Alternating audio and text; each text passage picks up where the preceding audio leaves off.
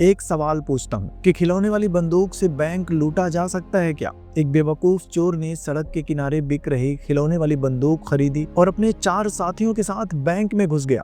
आज की कहानी देखने के बाद आप भी यकीन नहीं कर पाएंगे कि बैंक लूटना कितना आसान है। तो चलिए कहानी को शुरू करते हैं।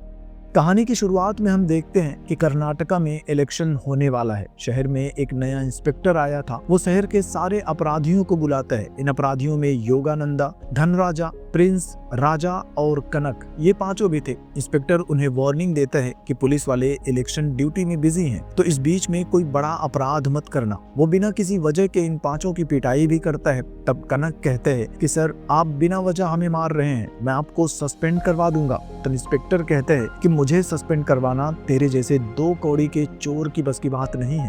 पहले तो कोई बड़ा अपराध कर ले, फेमस हो जा, तब मुझे सस्पेंड करवा पाएगा। वो पांचों को वार्निंग देकर छोड़ देता है। पांचों बाहर आते हैं। योगानंदा बताता है कि उसने कोई बहुत बड़ी चोरी नहीं की थी, लेकिन पुलिस ने उसे पकड़ लिया और एक के बाद एक कई सारे केस ठोकते चले गए। पांचों की कहानी लगभग ऐसी ही थी। तब कनक उनसे कहते हैं कि हम चोर नहीं हैं, हमें चोर बनाया गया है और अब तक हम लोग अकेले थे, लेकिन अब से हम एक टीम बनकर काम करते हैं। शहर में इलेक्शन भी चल रहा है, पुलिस वाले बिजी हैं, तो हम लोग कोई बड़ा सा हाथ मारते हैं और फिर सब कुछ छोड़कर आराम से कहीं सेटल हो जाएंगे। लेकिन सवाल ये था कि करेंगे क्या? तभी कनक ने सड़क के किनारे खिलौने वाली बंदूक देखी। वो आदमी जानवरों का मांस भी बेच रहा था। यह देखकर कनक के मन में बैंक लूटने का ख्याल आया। साथियों ने कहा कि शहर में बैंक लूटना आसान नहीं होगा, तो कनक ने एक पिछड़े इलाके के छोटे से गांव में जाकर बैंक लूटने की योजना बनाई। बैंक का नाम था बैंक ऑफ भाग्य लक्ष्मी। कनक पहले ग्राहक बनकर बैंक के अंदर चला गया, फिर उसके साथियों ने जानवरों वाला मास्क लगाया और बैंक में घुसने लगे। सिक्योरिटी गार्ड ने देखा तो उनके ऊपर बंदूक तान दी। चारों साथी डर गए, पीछे हटने लगे, लेकिन कनक ने पीछे से सिक्योरिटी गार्ड पर हमला कर दिया। उसकी बंदूक छीन ली और पांचों बैंक के अंदर घुस गए। शटर बंद किया, बैंक के सारे कर्मचारियों को, ग्राहकों को एक लाइन में खड़ा किया, उनसे उनका फोन छीन लिया। कनक ने अपनी बंदूक निकाली, जिसे देखकर सब लोग डर गए। कनक एक पर्ची पर डायलॉग लिखकर लाया था। उसने बंधकों के सामने डायलॉग बोलना शुरू किया कि हम रबर गैंग हैं। एक साथी ने याद दिलाया कि रबर गैंग नहीं, रॉबर्स गैंग है। फिर कनक ने अपना डायलॉग पूरा किया कि अगर आप लोग हमें परेशान नहीं करोगे तो हम भी आपको परेशान नहीं करेंगे, बस बैंक से पैसे लेंगे और यहाँ से निकल जाएंगे। वो मैनेजर को पकड़ता है, उसे लॉकर रूम में लेकर जाता है, तिजोरी खोलने के लिए कहता है और जैसे ही मैनेजर तिजोरी खोलता है तो कनक शॉक्ड हो जाता है। तिजोरी में बस 50,000 रुपए थे। मैनेजर बताता है कि सुबह में 6 लाख रुपए थे, उसने सारे पैसे एटीएम में डलवा दिए हैं और अब बैंक में टोटल 66,999 रुपए ही है। अब कनक को समझ में नहीं आ रहा था कि वो क्या करे। उसने तुरंत अपने साथियों को इकट्ठा किया और बैंक से बाहर भागने की कोशिश करने लगा। उसने सिक्योरिटी गार्ड से शटर खोलने के लिए कहा तो गार्ड ने बताया कि शटर बाहर से लॉक हो गया है, अंदर से नहीं खुलेगा। मतलब कि वो लोग बैंक के अंदर ही फंस चुके हैं। इधर बाहर लोगों की भीड़ इकट्ठा हो गई थी। पुलिस वाले भी वहां आ गए थे। उन्होंने बैंक को चारों तरफ से घेर लिया था। कई सारे यूट्यूबर्स लाइव कवरेज शुरू कर देते हैं। इधर बैंक के अंदर सायरन बजने लगता है। कनक और उसके साथी परेशान हो जाते हैं। पता चलता है कि अकाउंट्स रूम में एक लड़की छुपी हुई है, अर्पिता, उसी ने सायरन बजाया है। कनक उसे बाहर लेकर आता है, सबके सामने उसे खींचकर एक थप्पड़ लगाता है, सबको डरा कर चुपचाप बैठने के लिए कहता है। सब लोग बैठ जाते हैं और अब कनक सोचने लगता है कि वो अपने साथियों को सही सलामत बाहर कैसे निकाले। इसी टेंशन में उसका ध्यान भटक जाता है। वो बंधकों के सामने ही अपना मास्क उतार देता है, लेकिन अगले ही पल उसे ख्याल आता है तो फिर से चेहरा ढकने की कोशिश करता है, लेकिन अब इसका कोई फायदा नहीं था। सबने उसका चेहरा देख लिया था,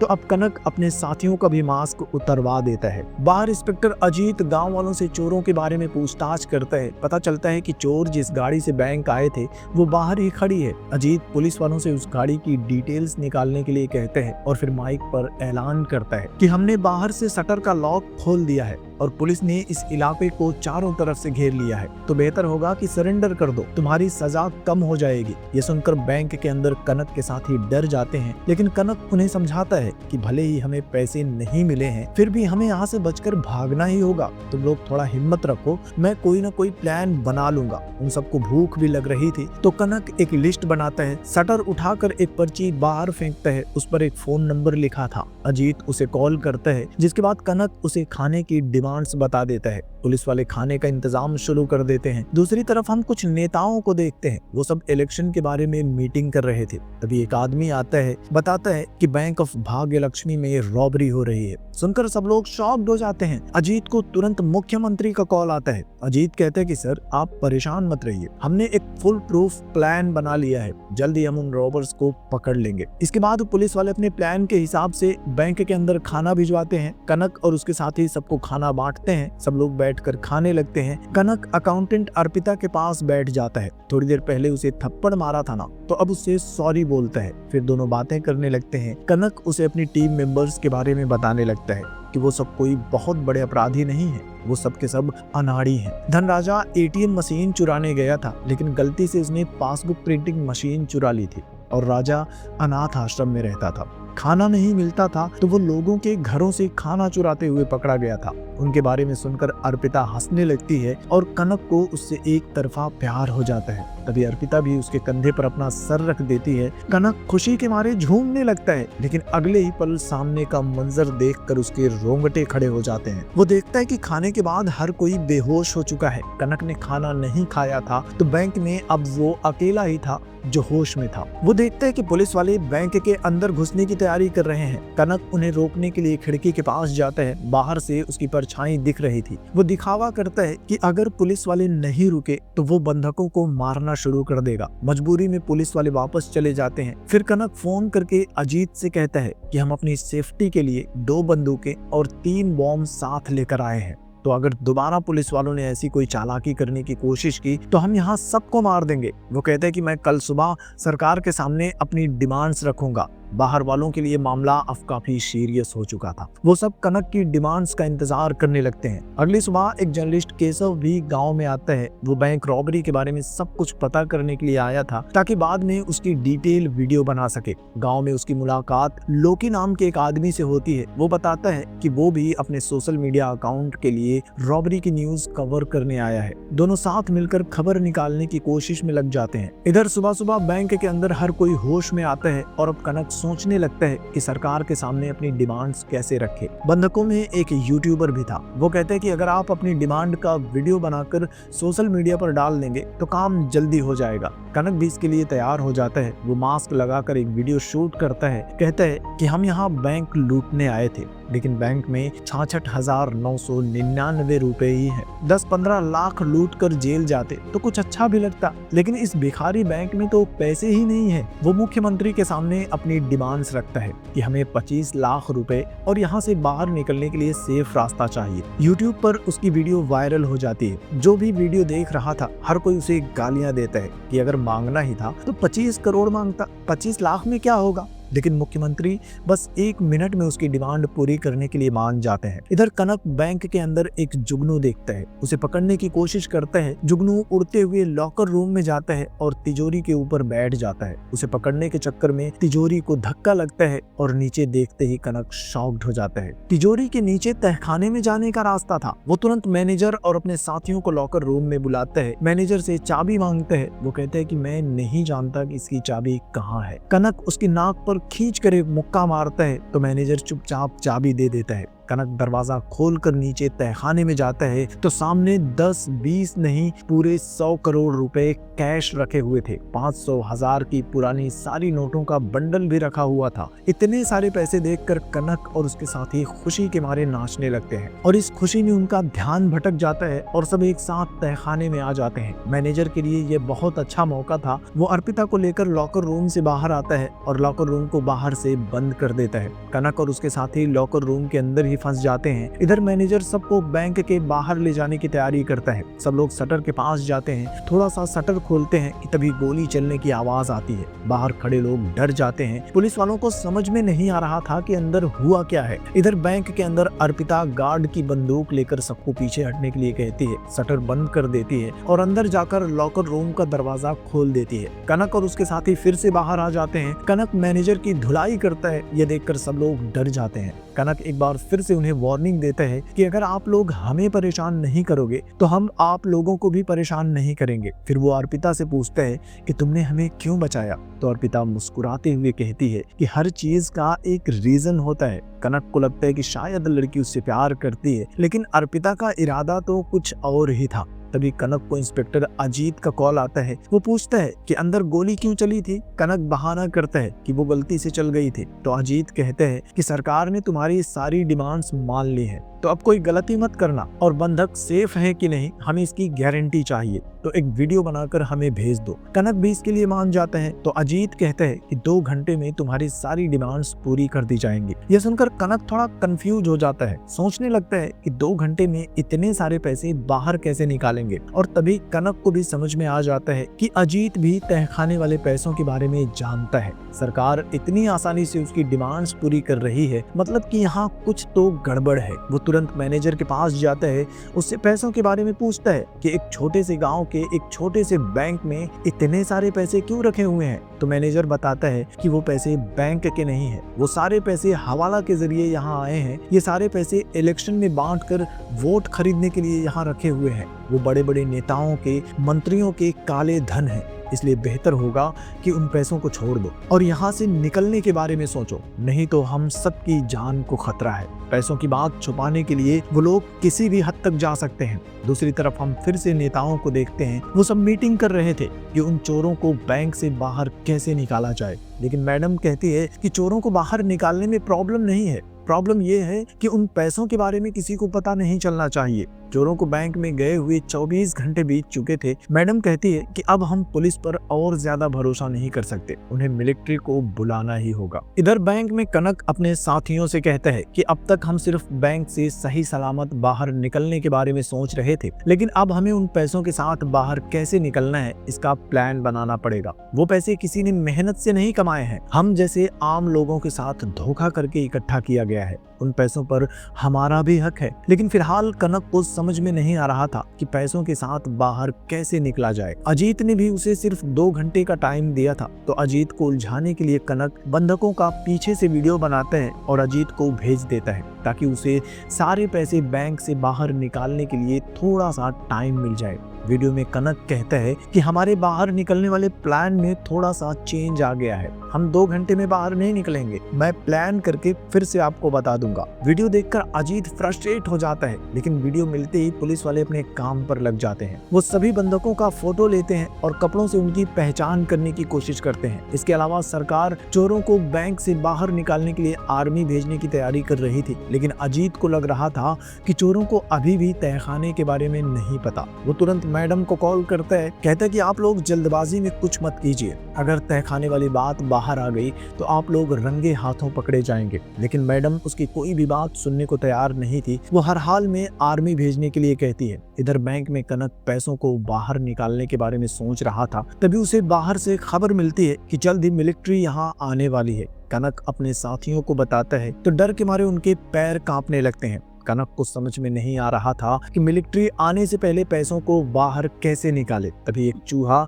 उसके पैर पर चढ़ जाता है और कनक उस चूहे को देखता है तो उसके दिमाग में पैसे बाहर निकालने के लिए एक बहुत ही वाहियात प्लान आता है। वो सारे बंधकों को इकट्ठा करता है, कहता है कि अगर आप लोग जल्दी से इस बैंक से बाहर निकलना चाहते हैं तो हमारी मदद करनी होगी। वो सभी बंधकों को नोटों के बंडल का रोल बनाने के लिए कहते हैं। डर के मारे सारे बंधक काम पर लग जाते हैं। बंधकों में एक लड़का था डेविड, वो काम करते हुए अर्पिता को छेड़ रहा था। कनक उसे अर्पिता से दूर बैठने के लिए कहता है तो डेविड उसके साथ बहस करने लगता है। अर्पिता बताती है कि उसके पापा ने डेविड से 25 लाख रुपए कर्ज लिया था, चुका नहीं पाए, तो अब पैसों के बदले उसे डेविड से शादी करनी होगी। कनक कहता है कि तुम्हारा सारा कर्जा मैं चुका दूंगा। ये सुनकर डेविड गालियां देने लगता है, कहता है कि मैंने अभी जमीन पर कब्जा भी नहीं किया और लुटेरे पहले ही पहुंच गए। उसने कनक को लुटेरा कहा तो कनक गुस्से में पागल हो गया। वो डेविड को पीटने लगता है। तब अर्पिता उसे रोक लेती है, कहती कि उसने गलत क्या कहा,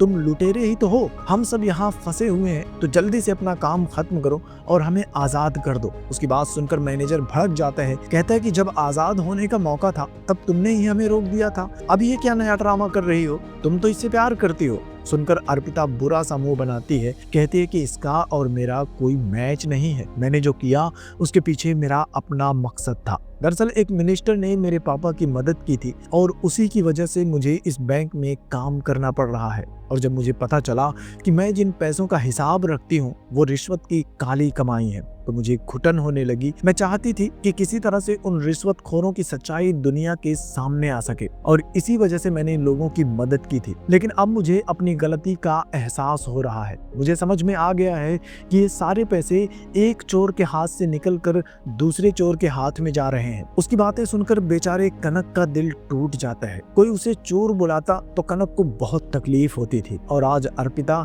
उसे लुटेरा कह रही थी। उसकी आंखों में आंसू आ जाते हैं। इधर बैंक के बाहर अजीत को टोल प्लाजा से सीसीटीवी फुटेज मिल जाता है। वो देखते हैं कि गाड़ी में कुल 6 चोर थे। वो बंधकों की वीडियो और सीसीटीवी फुटेज का मिलान करते हैं तो पता चलता है कि बंधकों में 5 लोगों ने वही कपड़े पहने हैं जो गाड़ी में उन चोरों ने पहने थे। अजीत सोचता है कि छठवां चोर शायद कैमरे से वीडियो रिकॉर्ड कर रहा होगा, लेकिन गांव का एक आदमी बताता है कि बाहर लोगों की भीड़ में उसने एक आदमी को देखा था जिसने यही वाले कपड़े पहने थे। उसने सेल्फी ली थी जिसमें चोर का चेहरा नहीं था, बस उसके कपड़े दिखाई दे रहे थे।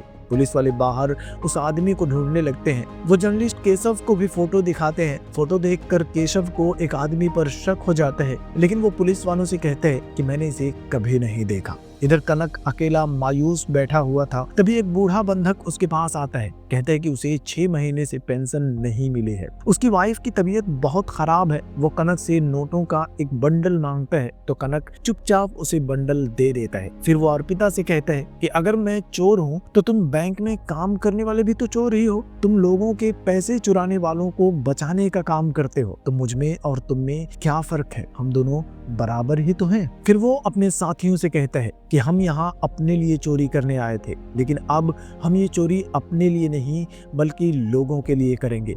वो बंधकों से कहता है कि अब ये पैसे सिर्फ हमारे नहीं होंगे, इन पैसों में सबका हिस्सा होगा।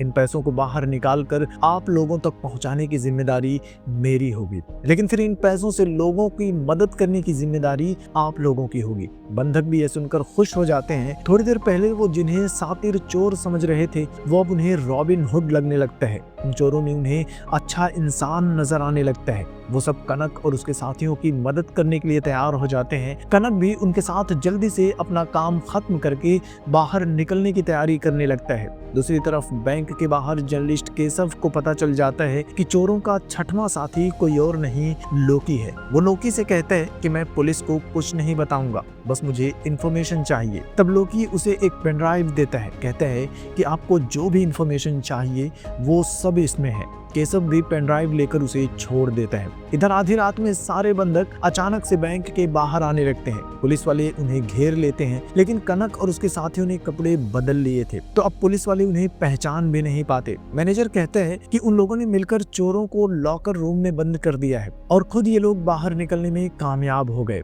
अजीत कुछ कांस्टेबल के साथ उन सबको पुलिस स्टेशन भेज देता है और खुद भागते हुए लॉकर रूम में जाता है तो यहाँ कोई नहीं था। जल्दी से तहखाने में जाता है तो देखता है कि पुरानी नोट को छोड़कर बाकी के सारे पैसे गायब हो चुके हैं। डेविड और उसके साथ 4 और बंधक भी तहखाने में ही थे। कनक और उसके साथियों ने उनसे कपड़े बदल लिए थे। डेविड अजीत को बताता है कि वो चोर बंधकों के साथ ही बाहर गए हैं। अजीत कहते हैं कि तुम चिंता मत करो, मैंने उन्हें पुलिस स्टेशन भेज दिया है। तब डेविड कहता है कि यही तो भागने के लिए उनका मास्टर प्लान था। दरअसल पैसे बाहर निकालने के बाद कनक ने भागने के लिए एक मस्त प्लान बनाया था कि पुलिस वाले इलेक्शन ड्यूटी में बिजी हैं। साथ ही यहाँ बैंक रॉबरी हो रही थी तो बाकी के पुलिस वाले यहाँ आ गए होंगे, मतलब कि स्टेशन में बस 2-4 कांस्टेबल ही होंगे, वहां से भागना आसान होगा। इसके अलावा उसने बंधकों को भी लूट का हिस्सा देने का वादा किया था तो अब वो सब भी कनक का साथ दे रहे थे। इधर पुलिस स्टेशन में वो लोग पुलिस वालों को ही बंद कर देते हैं और वहां से भाग जाते हैं।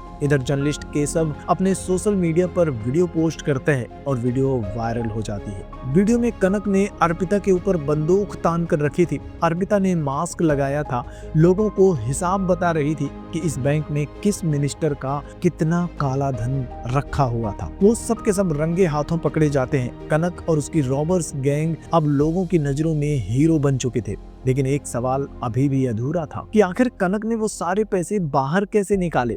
तो वो कनक के पैरों पर चढ़ने वाला चूहा याद है? कनक ने उसे पकड़कर एक पतली सी रस्सी से बांध दिया था। इधर बिल की दूसरी तरफ लोकी चूहे को खाने वाला दाना डाल देता है। रस्सी से बंधा हुआ चूहा बिल से बाहर आता है, जिसके बाद उसी रस्सी के सहारे कनक और उसके साथी भी सारा पैसा बैंक से बाहर भेज देते हैं और किसी को पता भी नहीं चलता। इसी के साथ ये फिल्म भी खत्म हो जाती है। लेकिन फिल्म देखने के बाद आपको क्या लगता है? क्या बैंक लूटना इतना आसान है? कमेंट में जरूर बताना। वीडियो अच्छा लगा हो तो लाइक करना, शेयर करना और चैनल को भी सब्सक्राइब कर लेना। जल्दी मिलूंगा आपसे एक और नई वीडियो के साथ। तब तक के लिए थैंक यू।